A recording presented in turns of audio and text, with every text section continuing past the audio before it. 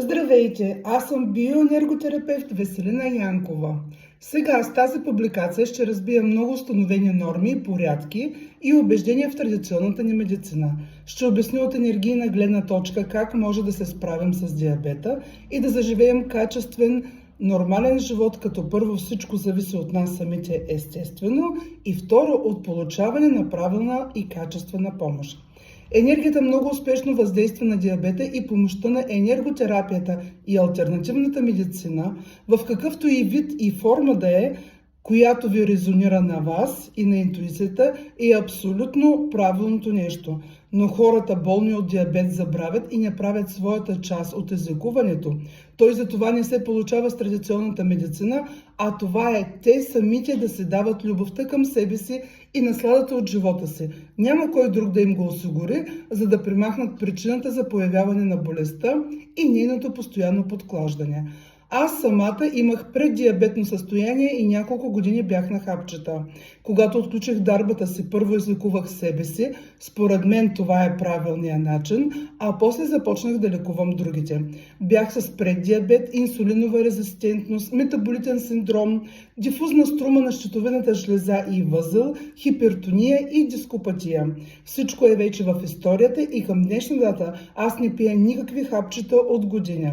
Но освен с енергия, аз от години извършвам и вътрешната си работа и си давам любов, радост и наслада от живота.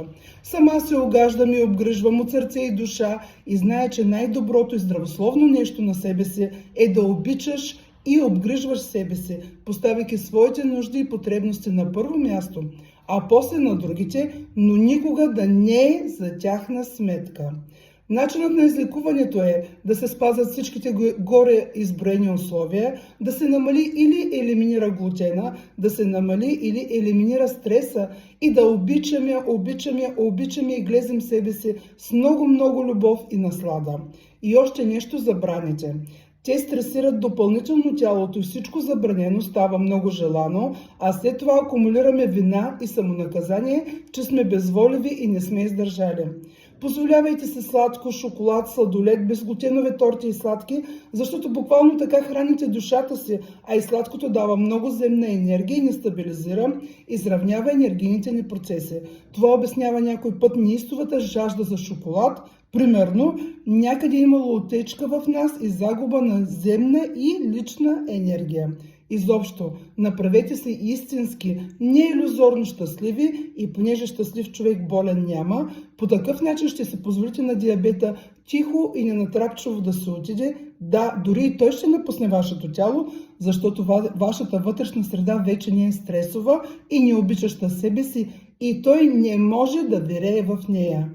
Обичайте се, панацеята за лечението на всички болести.